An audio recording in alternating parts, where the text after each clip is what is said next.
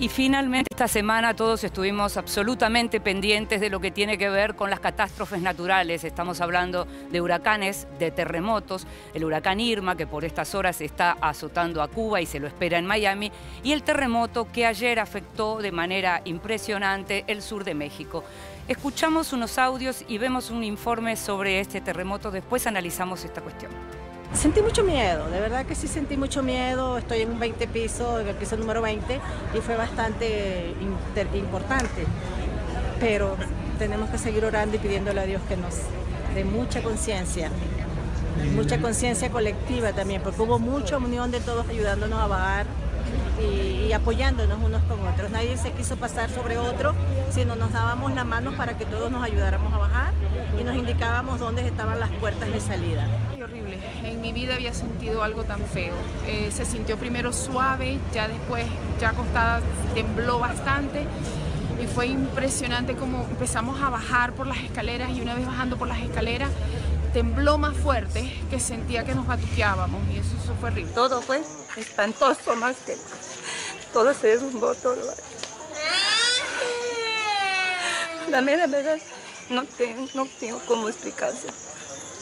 Que mire cómo quedó la casa, todo allá adentro, todo destrozado. Así es. Pues ahorita pues no hemos hecho nada, pues estamos velando a ella ahorita porque fuimos a comprar su ataúd, pero todavía no hay pues de tantos muertos que ha ido, pues no encontramos el ataúd, todavía no nos han venido a dejarlo. Sí me dio miedo, pero no pensé que fuera tan fuerte como el del 85, porque en el del 85 pues se fue la luz, no teníamos agua, y en pues la verdad así como que no había para llamadas para teléfono, y esta vez sí. Pues ahorita pasamos en la octava, está bastante afectada, la novena, la quinta, la séptima, prácticamente todo Juchitán, todo Juchitán. Miles de afectados. Para la que estamos ya se declaró en emergencia por parte del gobierno federal a todos los municipios de la zona del Istmo, y posteriormente, una vez que podamos superar esta etapa de emergencia, haremos un censo puntual de las viviendas y de los negocios. Aquí estaré de manera permanente, y todo el gobierno del estado, el gobierno municipal y por supuesto la representación del gobierno federal, toda estamos aquí.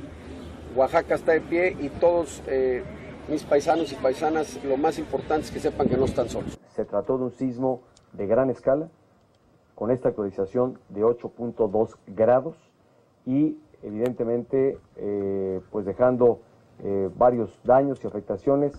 En algunos casos, lamentablemente, hemos tenido ya reporte de pérdida de vidas humanas y de varias afectaciones materiales que todavía no podemos cuantificar, y lo habremos de hacer tanto en horas y eventualmente en días, cuando sepamos a mayor detalle cuáles fueron los daños que este sismo haya dejado.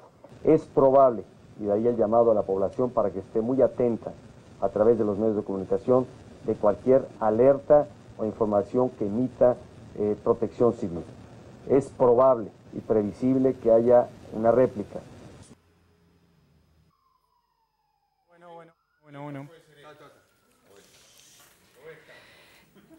Estamos viendo imágenes de lo que tenía que ver precisamente con el terremoto, con esto es ya ahí estamos viendo el terremoto, las imágenes del terremoto, que afectó precisamente a 3 estados del sur de México, ¿verdad, Jorge? Que fue sentido por 50 millones de personas, 37 millones de personas fueron afectadas por el sismo, que en México la explicación es que fue oscilante. Oscilante significa que se movieron, como estamos viendo en las imágenes, se movieron los edificios, se movió el Ángel de la Independencia, de hecho, en la Ciudad de México, pero no fue trepidante como el de 1985, cuando hubo 10.000 muertos en la Ciudad de México. Es una gran diferencia esta, por la cual ahora vienen las réplicas. Es decir, se esperan 37 réplicas de este sismo de grado 8, que es enorme, y las réplicas podrían ser en grado 7, que también es muy grande, sobre todo en las zonas más afectadas, que son las del sur del país, en las cuales se han caído edificios. Hay 58 muertos registrados hasta ahora. Fue el presidente Peña Nieto allí a recorrer Chiapas, Oaxaca y Tabasco. No le creyeron acerca de la ayuda, no lo recibieron bien. pero bueno, es en este momento el temor es más que todo a las réplicas, sobre todo allí en el sur, que es la zona más afectada y también es la zona más pobre de México. Siguen buscando muertos, efectivamente estábamos hablando de unas decenas, pero todavía no se sabe cuál es el número concreto de víctimas. Natalia. Sí, bueno, se hablaba también de entre 58 y 61, bueno, es una zona muy pobre, básicamente la que fue golpeada, toda la zona de Chiapas especialmente, y con poblaciones comunitarias en algunos casos, así que ha golpeado una de las zonas más débiles básicamente. Sí, pero en relación a lo que mencionaba Jorge, con el impacto naturalmente de lo que fueron los 10.000 muertos en el 85, pero siempre esto que se nota, qué distinto que es cuando toca en una capital que cuando toca en otros lugares, ¿no? Digamos, hay algo que tiene que ver con la magnitud que adquiere cuando toca en una capital en donde además el desarrollo de los edificios es mayor, entonces la catástrofe se mide de otra manera. Además los preparativos de la misma población. Vos sabés que en México hay que tener siempre una botellita, esa botellita te permite saber si hay un movimiento, si ese movimiento es justamente un movimiento telúrico, es decir, si es un sismo. Si se mueve el agua dentro de la botella, hay que salir del edificio. Lo mismo también te dicen en México, y esto después del 85, tener a mano siempre un botiquín y saber en cada habitación dónde resguardarse, en algún caso debajo de una mesa o lo que fuere, dónde resguardarse ante la posibilidad de que sea un sismo de estas características, como decía, oscilante. Si es de los otros, evidentemente se desploma el edificio. Y siguiendo lo que vos decías, Inde, yo viajé poco después y de hecho viví un año en México después del terremoto aquel, y una de las cosas que más impacta, siguiendo lo que vos decías, de las capitales, en aquel momento fue la gente viviendo en carpas durante tanto tiempo en las avenidas centrales de México sin respuesta oficial, porque no había dónde reubicarlas. En este caso es distinto, es una zona geográfica completamente diferente. Sí, en este momento también las comunicaciones son otra cosa, ¿no? Es decir, nos enteramos de todo en el momento, en el acto, viendo imágenes y demás. Y precisamente lo que pasó fue que sorprendió lo del terremoto porque estábamos todos atendiendo a lo que tenía que ver con el huracán Irma, que está durando, los científicos tratan de explicar por qué está durando tanto, está durando, sigue durando, no está tocando todavía Miami, que es donde se espera que llegue entre hoy y mañana, y veíamos esas imágenes de Miami desolada. Sí tocó esta mañana en Cuba, hablaban de vientos de 250 kilómetros por hora. Acá también, y en función de lo que mencionábamos en relación con el terremoto, está el modo en que funcionan los estados en cada uno de los países donde se ve afectado por una catástrofe natural. Y uno sabe que esta es temporada de huracanes y uno sabe que Cuba está siempre preparada para los huracanes, y uno recuerda que Cuba también ofreció ayuda en su momento, en el año 2005, cuando fue el Katrina a Estados Unidos, y Estados Unidos le dijo no. Sí, estuve leyendo un poco, investigando sobre la cuestión de desastres o catástrofes naturales, desarrollo humano, que la gente, los especialistas que se dedican a estudiar estos temas, parten de la idea de que los desastres naturales no existen, que hay una construcción, digamos, social del desastre. Hay un huracán, el huracán puede producir 0 muertos o puede producir, como en Haití, decenas de miles de muertos, digamos, ¿no? La cuestión es los mecanismos creadores de vulnerabilidad a partir de los cuales se manifiestan estos desastres. Un dato muy concreto del informe de desarrollo humano de 2005, que tiene como tema los informes globales de desarrollo humano, siempre eligen, además del panorama general del desarrollo humano del mundo, un tema. En este caso era catástrofes naturales.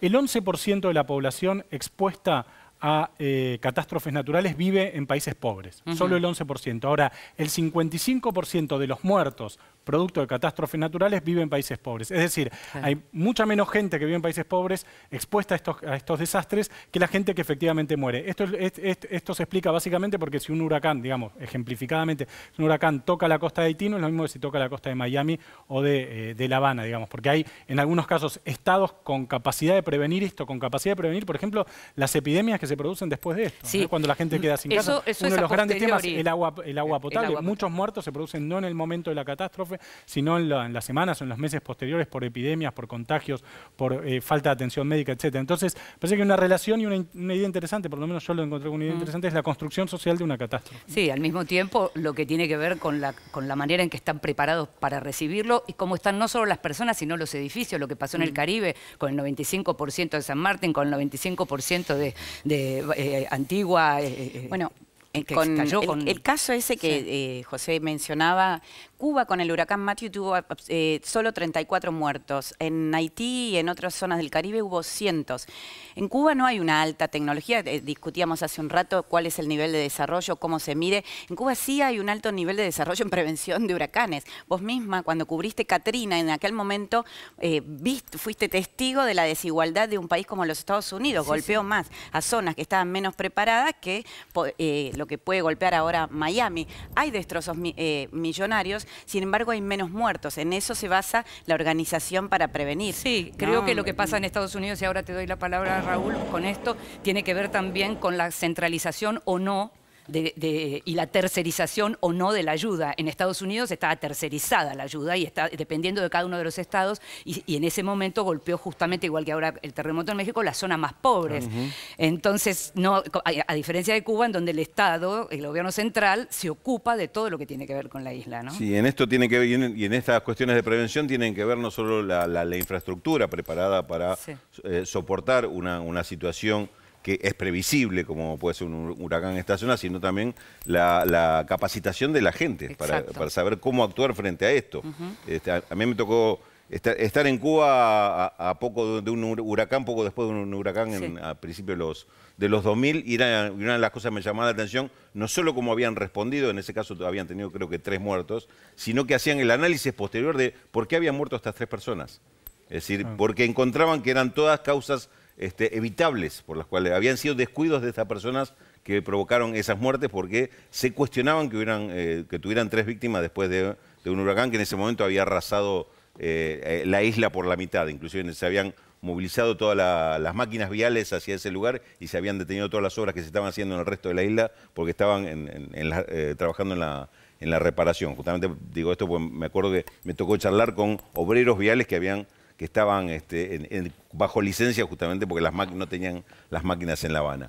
Pero este fenómeno tiene que ver con una planificación no solo desde el Estado, sino también en la preparación, la formación de la gente para saber exactamente cada uno qué es lo que tiene que hacer. Sí, hay algo del orden de la disciplina y es interesante pensarlo en términos políticos, lo que el Katrina significó para George Bush, que marcó cómo la gente que se necesitaba para rescatar a los que estaban en peligro, estaban en ese momento con los tanques anfibios en Irak, por ejemplo, eso fue algo muy elocuente, y cómo en este momento, quién sabe, el clima le está recordando a Donald Trump que Estados Unidos no debe salir del Acuerdo de París, que no era una buena oportunidad para salir del Acuerdo de París. Ese tipo de cuestiones son las que se ponen de manifiesto con estas catástrofes naturales.